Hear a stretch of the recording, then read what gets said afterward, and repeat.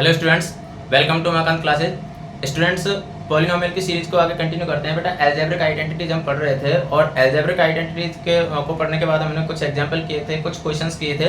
तो उसी सीरीज में आज हम ये पॉलिनोमियल की लास्ट क्लास होगी, तो आज हम कुछ क्वेश्चंस करने वाले हैं और आज ये टॉपिक भी और ये एक्सरसाइज भी दोनों खत्म हो जाएंगे। ठीक है, तो चलिए आपको देखो पहला क्वेश्चन क्या दे रखा है बेटा। Factorise 27x³ + y³ + z³ - 9xyz। अब थोड़ा सा दिमाग लगाओ, यहाँ पर क्यूब दे रखा है।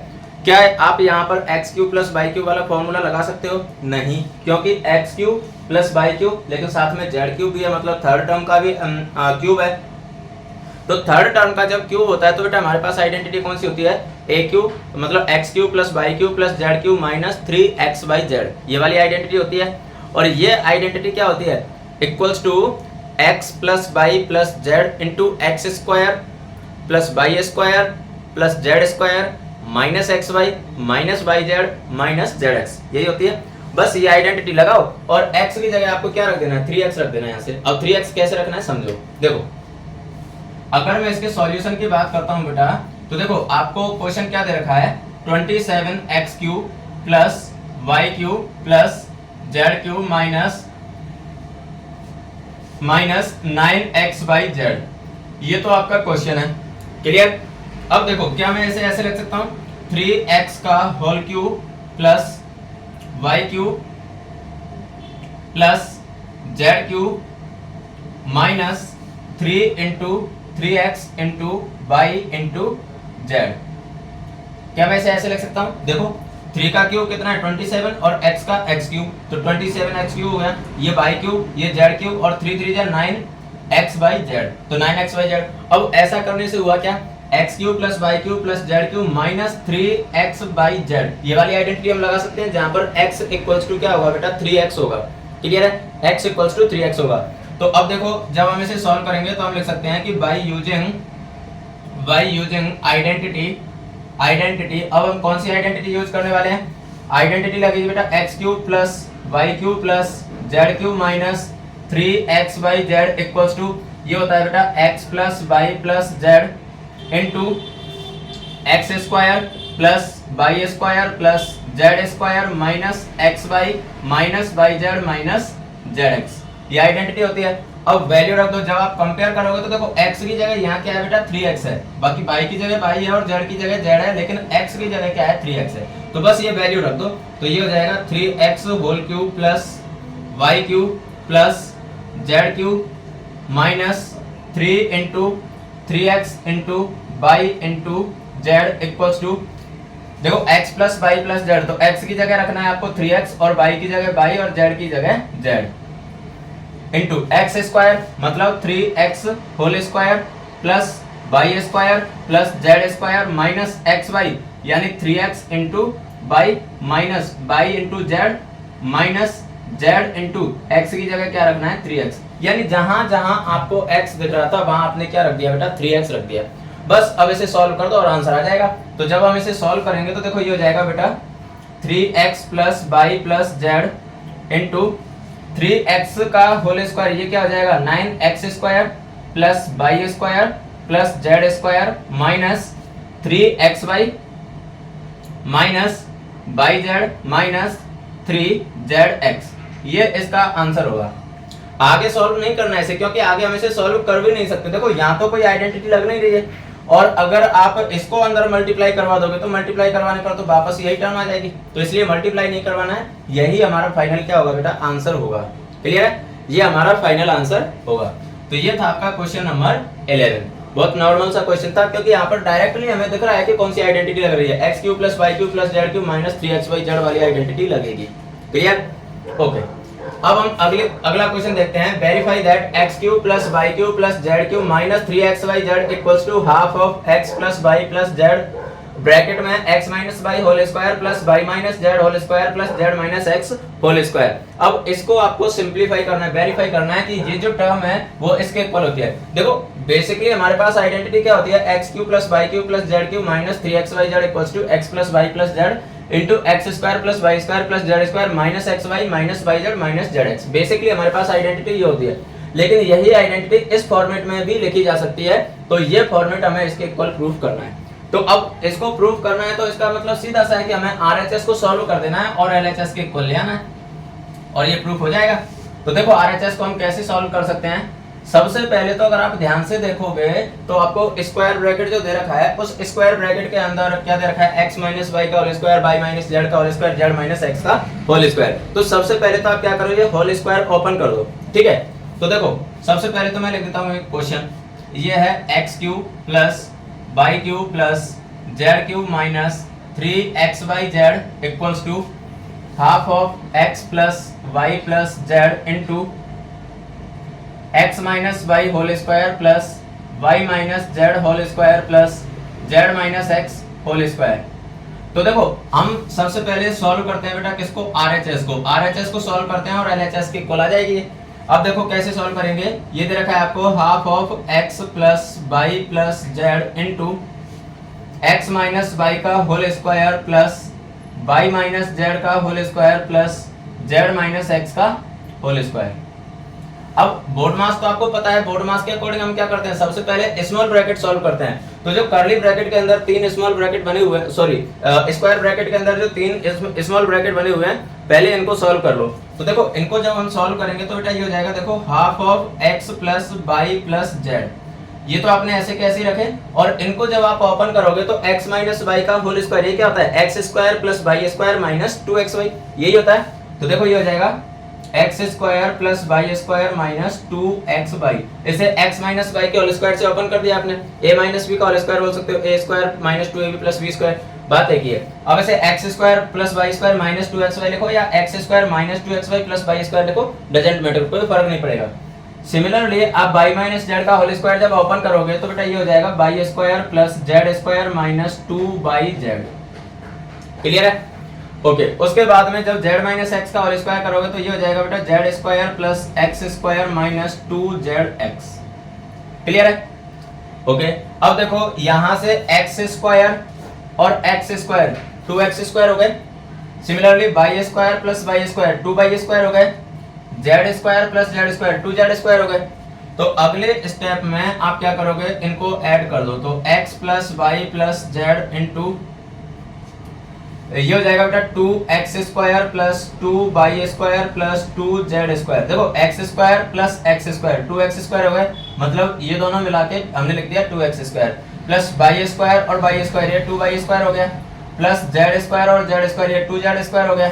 उसके बाद में देखो minus 2xy minus 2yz minus 2zx, ये बेटा मैंने कैंसिल आउट नहीं किया, ध्यान रखना, ये मैंने ऐसे जो मार्कर से कर दिया, ये मैंने सिर्फ मार्क किए हैं, कैंसिल आउट नहीं किया, कैंसिल आउट प्लस माइनस के होते हैं, ये मैंने सिर्फ मार्क किया है कि ये एक्स स्क्वायर और ये एक्स स्क्वायर मिलकर 2x स्क्वायर हो गए, इसलिए, ठीक है, ये कैंसिल आउट नहीं किया है, ध्यान रखना, ओके। अब देखो यहाँ पर अगर आप देखोगे तो सभी में 2 है, तो इस 2 को बाहर कॉमन ले लो, तो जैसे ही आप 2 को बाहर कॉमन लोगे तो ये हो जाएगा बेटा 2 इंटू half of x plus y plus z, और जब 2 कॉमन चला जाएगा तो अंदर क्या बचेगा, x square plus y square plus z square minus x y minus y z minus z x, ये बचेगा, ओके।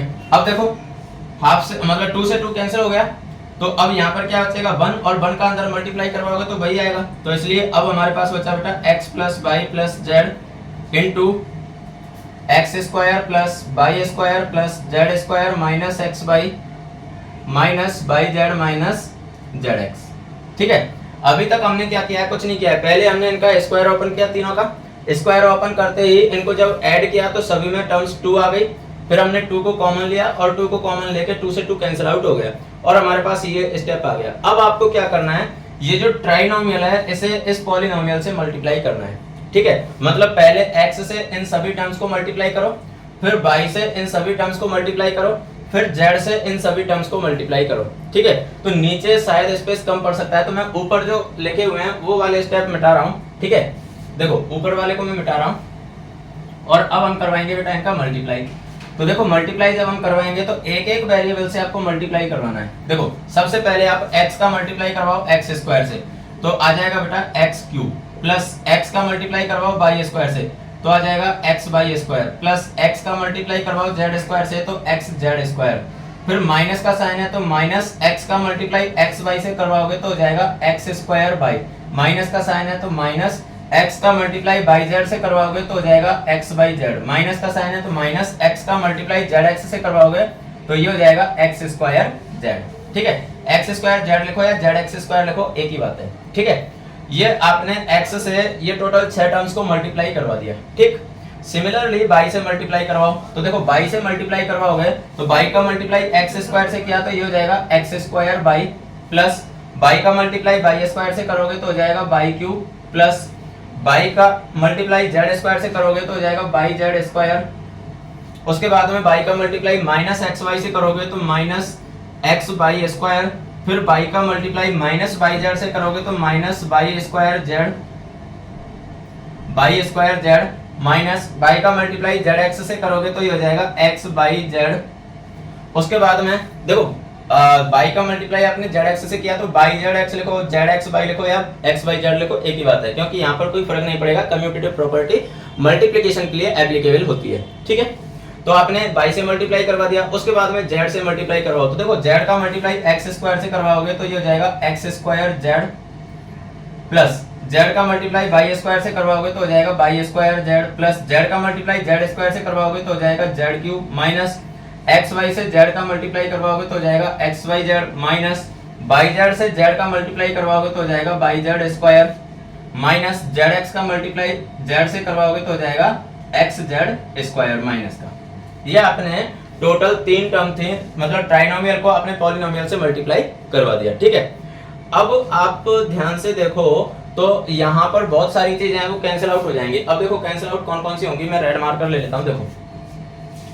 देखो प्लस एक्स बाई स्क्वायर और minus x by square cancel हो गए, प्लस एक्स जेड स्क्वायर और minus x Z square cancel out हो गए, minus x square by और plus x square by cancel out हो गए, माइनस एक्स स्क्वायर जेड और plus x square Z cancel out हो गए, plus by Z square minus by Z square cancel out हो गए, plus by square z minus by square Z cancel out हो गए। अब क्या क्या चीजें बची हैं हमारे पास, वो चीज देख लो।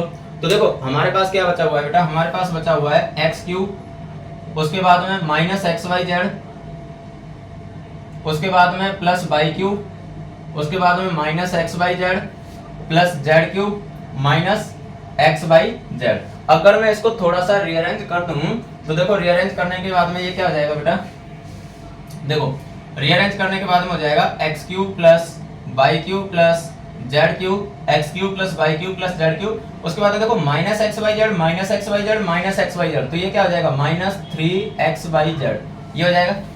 अब हमारी LHS देखना क्या थी, LHS क्या थी, x cube plus y cube plus z cube minus 3x y z, यही तो हमें प्रूफ करना था। तो आप लिख सकते हो LHS equals to RHS, LHS equals to RHS।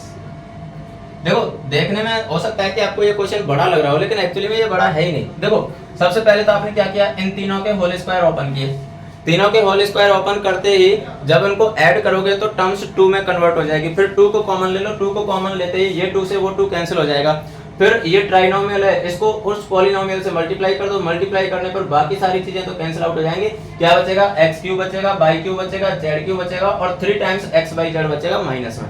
हो गया प्रूफ, इतना सा क्वेश्चन था, क्लियर है। चलिए आगे जब हम इसको अगले क्वेश्चन को देखते हैं 13 को, तो देखो 13 में क्या दिया हुआ है, 13 क्वेश्चन में दे रखा है कि if x plus y plus z equals to 0 so that x cube plus y cube plus z cube minus x cube plus y cube plus z cube equals to 3x y z. तो ये तो बहुत normal सा question है, इसमें कुछ भी नहीं है। आप चाहो तो इस क्वेश्चन की हेल्प ले सकते हो 12 की, और चाहो तो इस वाली आइडेंटिटी की हेल्प ले सकते हो, जो आपका मन करे। बस आपको क्या करना है, x plus y plus z equals to 0 दे रखा है तो यहाँ पर आप 0 रख दो, ठीक है। अगर यहाँ 0 रख दोगे तो ये इनसे मल्टीप्लाई हो रहा है, तो मल्टीप्लाई होने की वजह से पूरी की पूरी टर्म क्या हो जाएगी 0, RHS 0 हो गई। RHS 0 होते ही आ जाएगा अपने पास x cube plus y cube plus z cube minus 3x y z equals to 0, minus 3x y z को उधर ले जाओ, हो गया प्रूफ, क्लियर है। तो देखो आप लिख सकते हो गिवन आपको क्या दे रखा है, x plus y plus z equals to 0, ठीक है। तो लिख सकते हो बाई आइडेंटिटी कौन सी, x cube plus y cube plus z cube minus 3x y z equals to x plus y plus z into ये हो जाएगा x square plus y square plus z square minus x y minus y z minus z x. ठीक है, आप चाहो तो ये वाली आइडेंटिटी जो हमने लिखी थी वो लिख सकते हो, और आप चाहो तो ये वाली टर्म लिख सकते हो, बात एक ही है। ठीक है, तो आगे लिख सकते हो put x plus y plus z equals to 0। जैसे ही आप 0 पुट करोगे इसे, तो देखो ये हो जाएगा x cube plus y cube plus z cube minus 3xyz minus 3xyz equals to x plus y plus z, ये 0 हो गया, 0 into x square plus y square plus z square minus x y minus y z minus z x. अब 0 से multiply करते ही ये term 0 हो गई, तो x cube plus y cube plus z cube equals to sorry minus 3xyz equals to 0। और ये 0 हो गया तो ये माइनस का है, इसको इधर लाएंगे तो प्लस का हो जाएगा, तो x cube plus y cube plus z cube equals to 3xyz। ये प्रूफ हो चुका है। ठीक है, हेंस प्रूव्ड, जो आप लोगों को लिखने की बहुत ज्यादा जल्दी होती है, हेंस प्रूव्ड। ठीक है, तो ये था बेटा आपका क्वेश्चन नंबर 13। तो 11, 12 और 13 ये क्वेश्चन हम कर चुके हैं। अब हम चलते हैं क्वेश्चन नंबर 14 पर। देखो बेटा 14th क्वेश्चन आपको क्या दे रखा है, without actually calculating the cubes find the value of each of the following. यानी देखो जैसे ये पहला दिया हुआ है, तो इसमें क्या बोला है, -12 whole cube plus 7 cube plus 5 cube, इसको कैलकुलेट करना है। लेकिन कैलकुलेट करने के लिए आप ये नहीं कर सकते कि सर -12 का होल क्यूब करेंगे तो हो जाएगा -1728 प्लस इसका हो जाएगा 343 प्लस इसका हो जाएगा 125। ये नहीं कर सकते आप, क्लियर है, ऐसे कैलकुलेट नहीं करना है। तो अब कैसे कैलकुलेट करेंगे, अब यहां पर थोड़ा सा सोचना पड़ेगा। ध्यान करो, हमने जस्ट अभी एक क्वेश्चन प्रूफ किया था, और उसमें क्या था, उसमें यह था बेटा कि अगर x plus y plus z equals to 0 हो तो x cube plus y cube plus z cube equals to 3xyz होता है। ये प्रूफ किया था हमने, बस यहीं से इसका आंसर हमें मिलेगा। देखो x plus y plus z equals to अगर 0 हो, इनको जरा देखना, x cube plus y cube plus z cube, अगर मैं इस फॉर्मेट में इसको लिखना चाहूं तो इसका मतलब एक्स की जगह कितना हो गया बेटा, -12 हो गया। ठीक है, प्लस वाई की जगह कितना हो गया, 7 हो गया, प्लस जेड की जगह कितना हो गया, 5 हो गया। जरा चेक करना, -12 और प्लस 7 और 5 कितने हो गए, 12 कितना आ गया, 0। इसका मतलब x plus y plus z यानी तीनों का सम कितना आ रहा है, 0 आ रहा है। जब तीनों का सम 0 आ जाता है तो x cube plus y cube plus z cube equals to क्या आ जाता है, 3xyz। तो बस आपको कुछ नहीं करना है, यहाँ पर इन तीनों टर्म्स का मल्टीप्लाई कर दो और साथ में 3 से मल्टीप्लाई कर दो, आंसर आपके सामने होगा। क्लियर है, तो देखो कैसे सॉल्व करेंगे इसको। देखो इसको सॉल्व करने के लिए हम लिख सकते हैं कि since x plus y plus z equals to 0, तो answer 14 since -12 plus 7 plus 5 equals to -12 plus 12 equals to 0, तो x plus y plus z equals to 0, therefore x cube plus y cube plus z cube equals to 3xyz।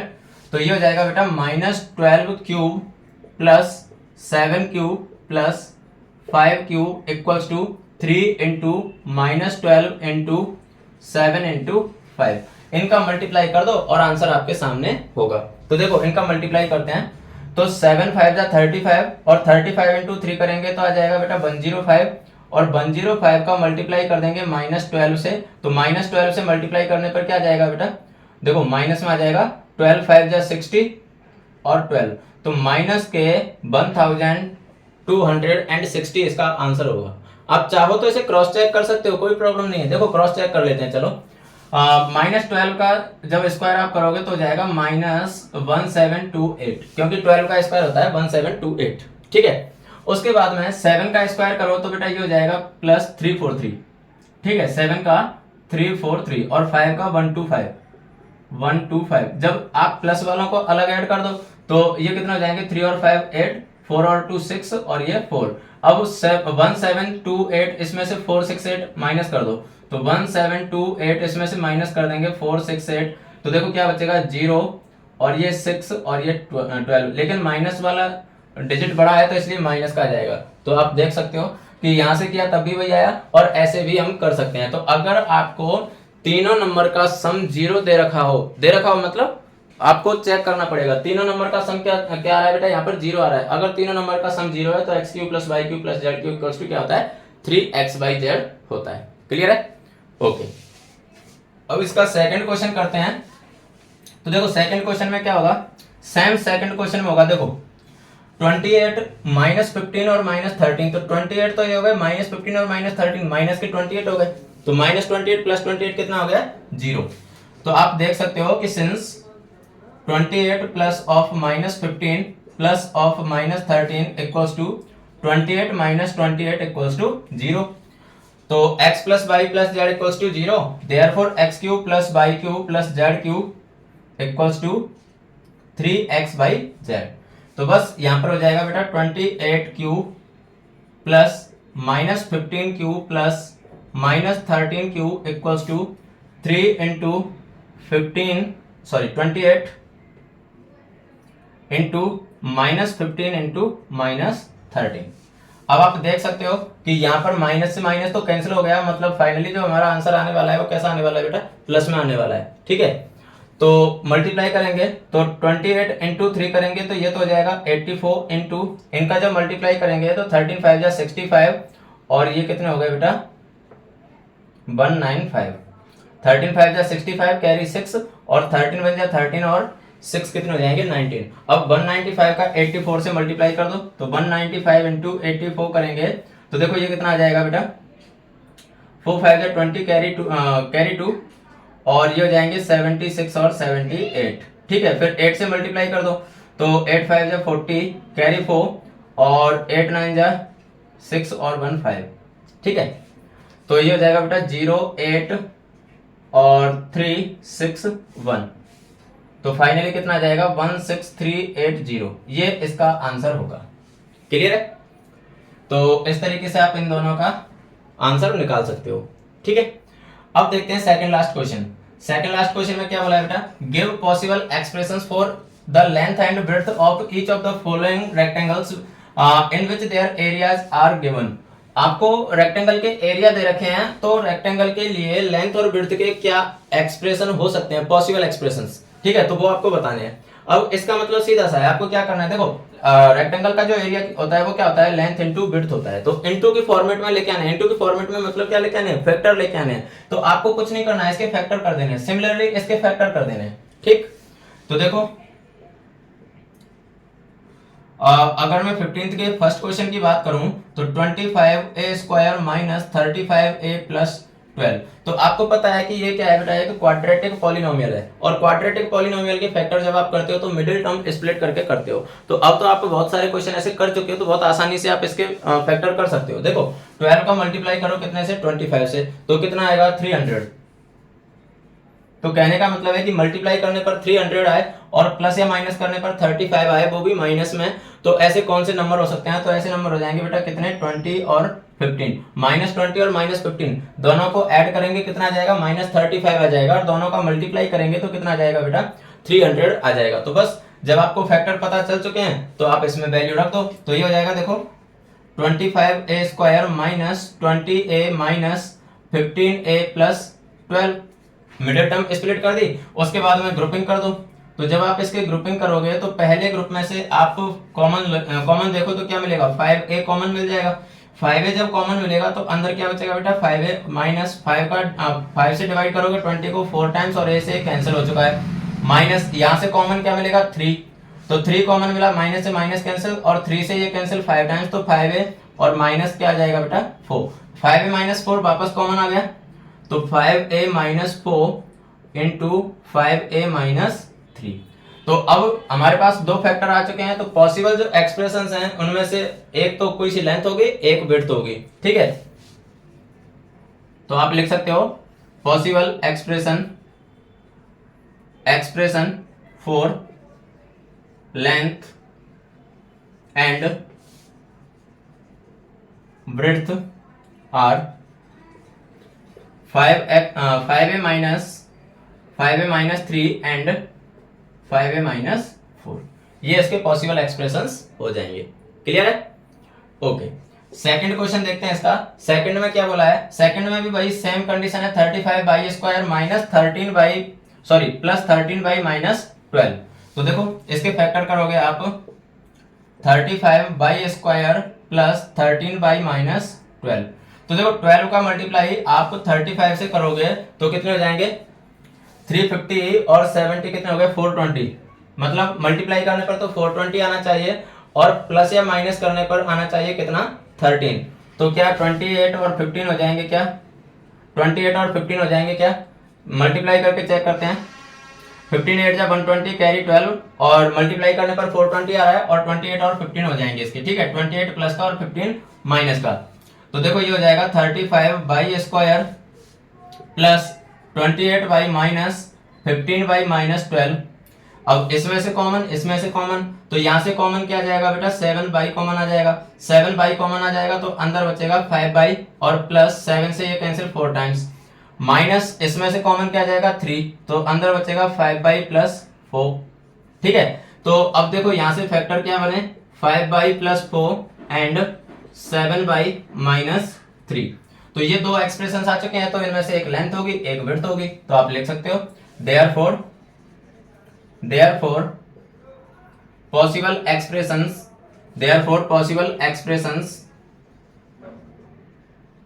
for length and breadth are कौन से हो जाएंगे?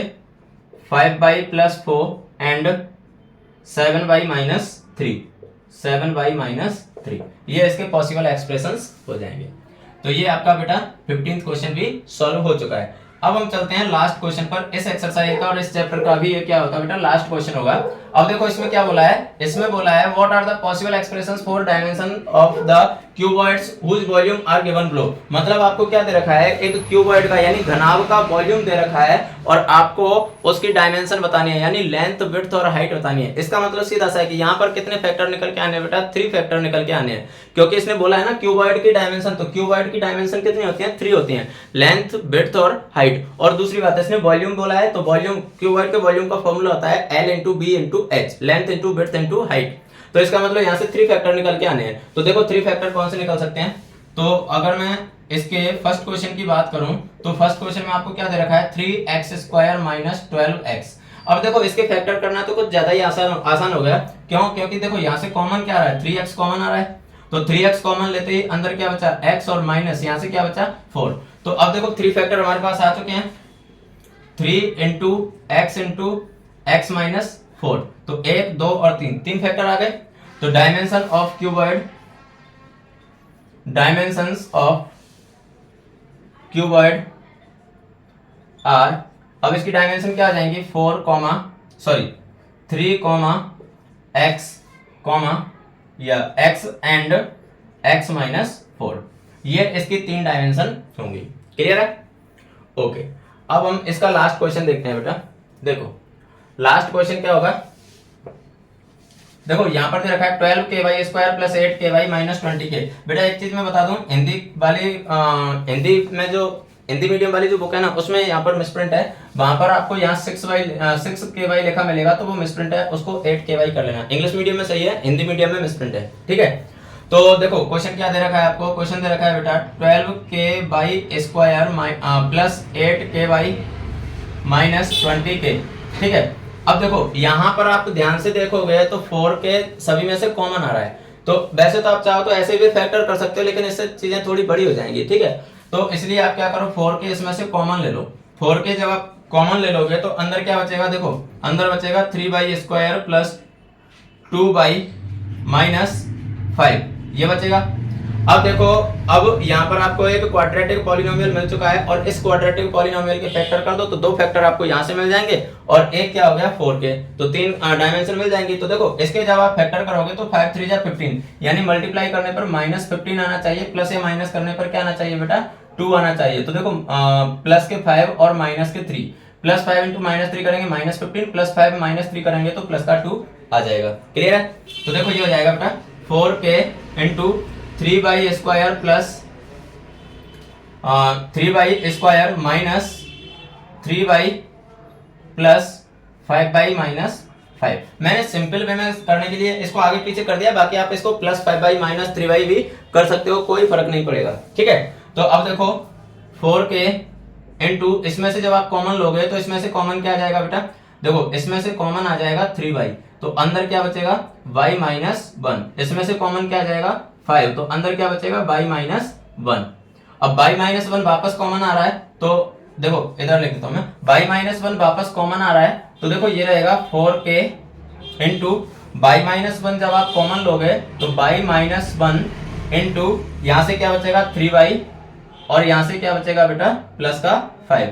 तो ये इसके 3 factor आ गए, तो इसलिए आप लिख सकते हो पॉसिबल 3 डायमेंशन ऑफ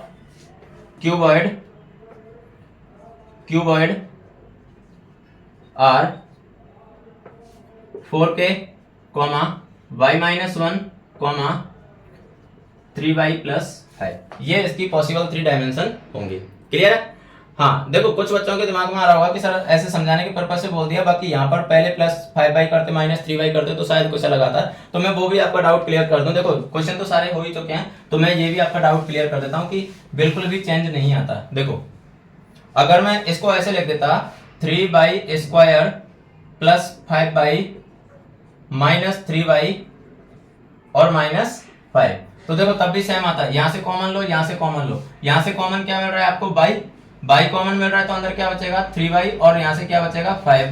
यहां से कॉमन क्या मिल रहा है, कुछ भी कॉमन नहीं है, कुछ भी कॉमन नहीं है, तो माइनस जरूर है, तो -1 को कॉमन ले लो, तो अंदर क्या बचेगा माइनस से माइनस कैंसिल हो गया, तो 3y माइनस से माइनस कैंसिल हो गया, तो प्लस का 5, तो 3y प्लस 5 वापस कॉमन आ गया, 3y प्लस 5 कॉमन आ गया, तो अंदर क्या बचेगा y-1। देखो 3y प्लस 5 y-1 देखो y-1 और 3y प्लस 5, तो कोई फर्क नहीं पड़ेगा, आप आगे पीछे कैसे भी लिख सकते हो, वो उससे कोई फर्क नहीं पड़ेगा। तो ये थी बेटा आपकी पॉलिनोमियल वाली complete exercise, even complete chapter. तो आज हम पॉलिनोमियल का चैप्टर कंप्लीट कर चुके हैं।